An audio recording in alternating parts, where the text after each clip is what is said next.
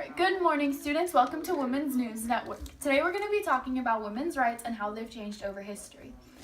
Back in the 1700s, all women did was clean and cook and take care of their husbands and children. If they were married, the man and wife were considered as one person. The wife wasn't allowed to buy property, own property, buy a house, pay rent, do anything for themselves. They weren't allowed to vote. They weren't allowed to be in any kind of political issues at all. And they also weren't allowed to work the same jobs as men.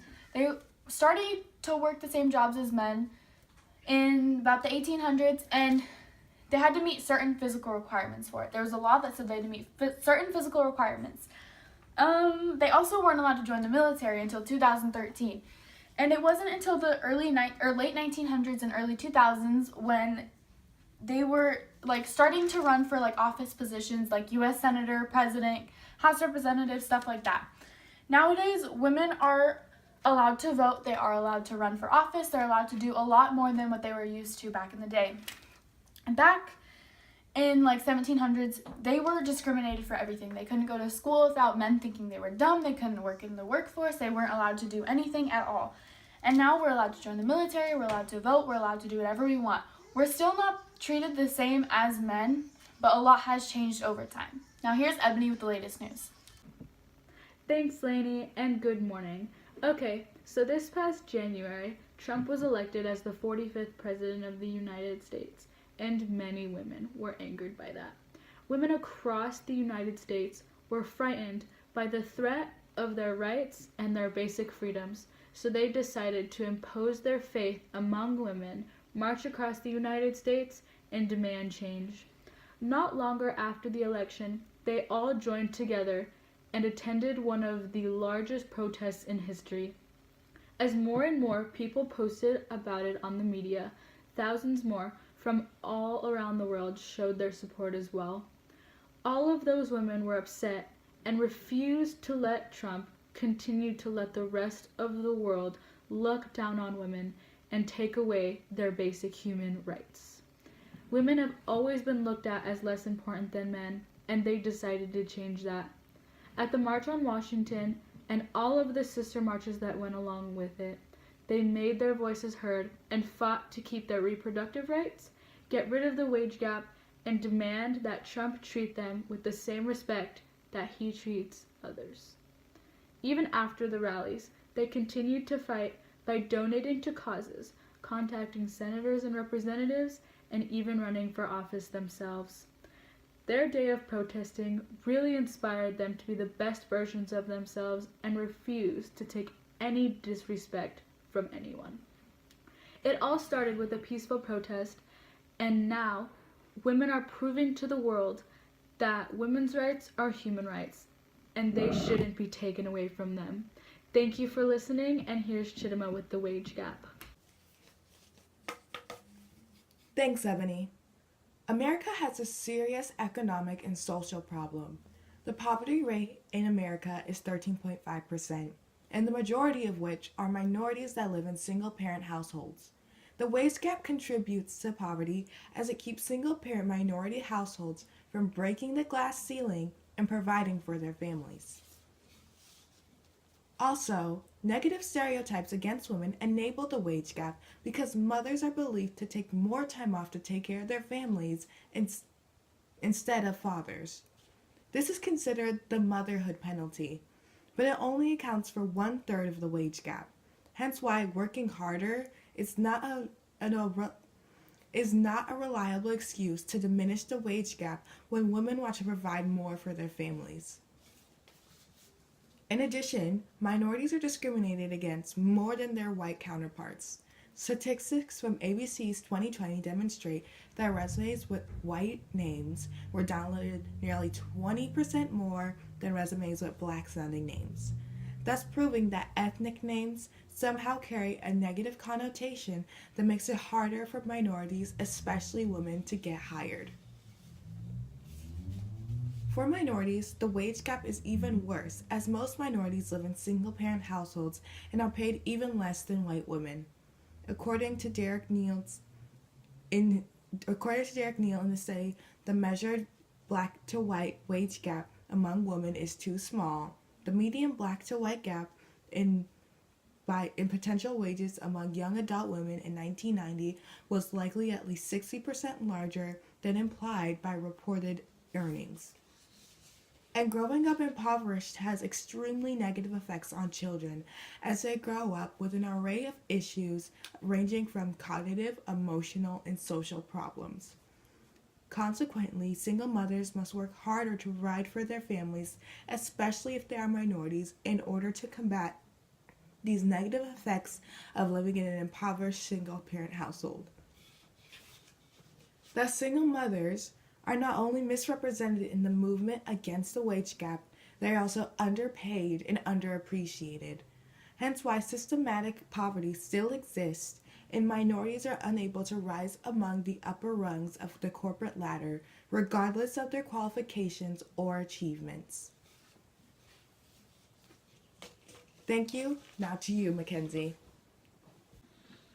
Okay, so one of the problems that women are facing all around the world at this very moment in time is domestic violence.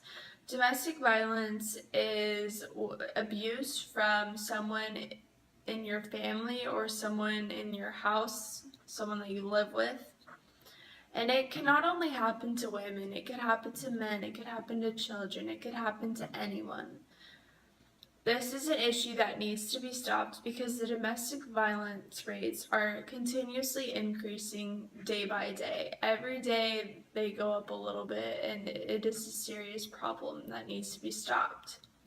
It's not easy for people to talk about the kind of abuse that they go through when experiencing this, and nobody should have to go through it. But people need to know that it's okay to talk about it and express how it made them feel and what it did to them. 1 in 3 women and 1 in 4 men have been victims of some physical violence by an intimate partner within their lifetime. That is a lot of people if you think about it.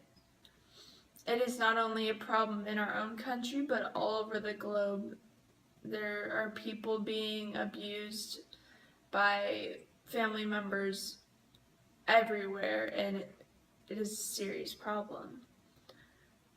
On a typical day, there are more than 20,000 calls placed to domestic violence hotlines nationwide. That is a lot of calls, but there are also a lot of people that don't do anything about it. They don't tell anyone because they're scared or they don't want to talk about it. But it needs to be fixed, it needs to be talked about. This is not only physically damaging, but also mentally. Only 34% of the people who are injured from domestic violence receive medical care. And this is a problem because 34% is a very low percentage if the injuries are serious and they aren't receiving the right medical attention. It could lead to death. It could lead to problems that could change the rest of a person's life, and it is something that needs to be changed. Victims of this kind of experience traumatizing things that no one should ever have to go through. No one should have to be abused by someone at all, anyone at all. Studies show that on average, nearly 20 people per minute are physically abused by an intimate partner in the US alone. This isn't including all the other countries around the world. This is just one country, so imagine how it is in every other country. Intimate partner violence accounts for 15% of all crimes, and that is a very high percentage of crime for abuse alone.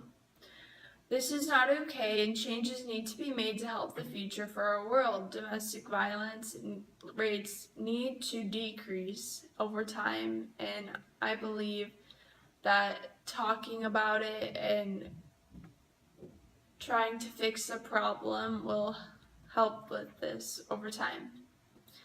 Now over to you, Hannah. Thanks, Mackenzie. Today we are going to talk about women's rights around the globe. Women are being treated unfairly all around the world, and they're not doing anything about it. If If women do not start fighting to gain equal rights, the world will not change, and women worldwide will continue to live lives of neglect and abuse. In this world, there are problems going on such as new abortion laws, new contraception laws, rape, murder, and so many more issues that are involving women and against women. A prime example of abuse is ethnic cleansing. There is an ethnic cleansing genocide going on in Burma right now that are against the Rohingya. But this ethnic cleansing involves more rape and unfair treatment of women than anything else. While killing people, they are also raping women, and in an attempt to get out of it, women are fleeing to Bangladesh. The Rohingya are fleeing to Bangladesh. But in Bangladesh, the refugee camps are getting so packed that men are kidnapping Rohingya women and selling them as sex slaves.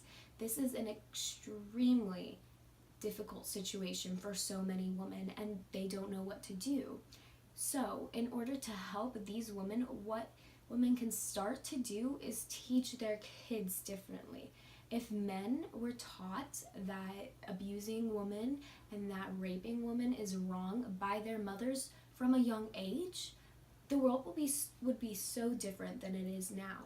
Women need to teach their kids what is right and what is wrong, and that is not happening. They are letting the men in the family teach the kids if rape is right or wrong. And in some countries, rape is okay and murder of a woman is okay, and that is atrocious. Another problem is in Africa. Child marriages are going on. In Africa, it is the leading continent of child marriages in the world.